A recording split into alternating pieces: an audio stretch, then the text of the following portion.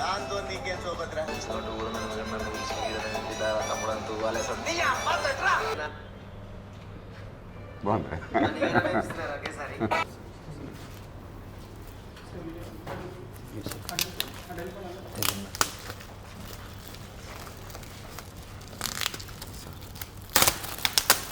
మనకి greatest challenge ఇదే బాబా. పక్కనేమో డెమోగ్రాఫిక్ డివిడెండ్ అంటున్నాం. పిల్లలకేమో చదువు స్కిల్స్ లేకపోయేసరికి ఆ డివిడెండ్ లేదు పడలేదు చాలామంది. పోస్టర్స్ ఉన్నాయి, దీంట్లోనే ఉన్నాయి సార్. ఇదే ఇది మీరు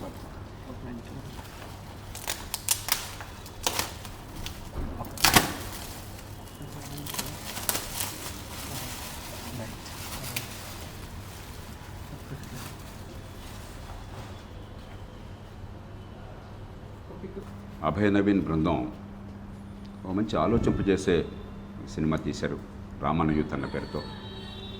ఓ పక్కన డెమోగ్రాఫిక్ డివిడెండ్ అంటున్నాం, అంటే పనిచేసే వయసులో ఉన్న యువత చాలామంది ఈ సమాజంలో ఉన్నారు కాబట్టి దేశం అద్భుతంగా పెరుగుతుందని ఆశపడుతున్నాం మనం. మరోపక్క పిల్లలు కష్టపడి చదివిన, తల్లిదండ్రులు త్యాగాలు చేసి చదివించినా కూడా ఎందుకో కొరగాని చదువు చాలామందికి అబ్బుతోంది. పిల్లలు తప్పు కాదు, తల్లిదండ్రులు తప్పు కాదు. నైపుణ్యం రావటం లేదు, మేధస్సు వికసించడం లేదు. 100కి 10 మందికి 15 మంది తప్ప. దాంతో ఏం చేయాలో తెలియక పాలుపోయే పరిస్థితి. ఎన్నో ఆశలతో స్కూల్లో కాలేజీలో ఉంటారు. ఈ టీవీలు, సోషల్ మీడియా, అవన్నీ సినిమాలు చూసి జీవితం అద్భుతంగా అవుతుందని కళ్ళగంటారు. తీరా చూస్తే నిరాశ ఎదురవుతుంది.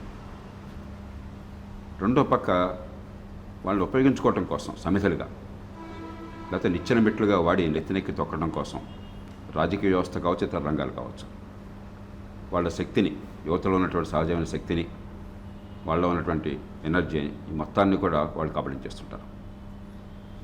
ఏం జరుగుతోంది మన యువతకి, భవిష్యత్తు గురించి అవగాహన యువతకి పెంచాలి. ఏం చేయాలన్న ఆలోచన మనందరికీ రావాలి.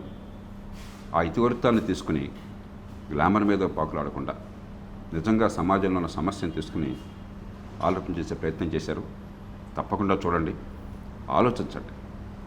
మన పిల్లలు, మన యువత, మన భవిష్యత్తుకి ఆశాదీపాలు కాకపోయినట్లయితే, వాళ్ళకి నైపుణ్యం రాకపోతే, వాళ్ళకి ఆత్మగౌరవం ఉండకపోతే, ఎదిగే అవకాశాలు లేకపోతే, సొంతంగా కష్టపడి 10 మందికి కావాల్సిన పనులు చేసి, వస్తువులను, సేవలను ఉత్పత్తి చేసి సంపద సృష్టించకపోతే మన కుటుంబాలు నాశనం అవుతాయి, సమాజం అల్లకల్లోలం అవుతుంది, దేశం అధోగతి పాలవుతుంది.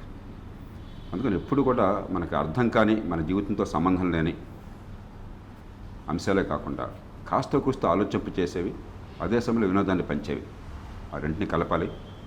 అభయ్ మేబీ నా పైన చేశారు. ఆలోచన, వినోదం, ఆ ప్రయత్నం చేశారు. మనం అంతా ఆదరిస్తే ఇలా ఎన్నో అతివృత్తాలను మనం తీసుకుని మన సమాజంలో ఉన్న సమస్యలకి అద్దం పట్టి పరిష్కారాలను చూపే ప్రయత్నం చేయవచ్చు. మనసారా ఈ బృందాన్ని అభినందిస్తున్నాను. ప్రేక్షకులు దీన్ని చూసి ఆనందిస్తారని విశ్వసిస్తున్నాను. Thank you sir. Thank you so much.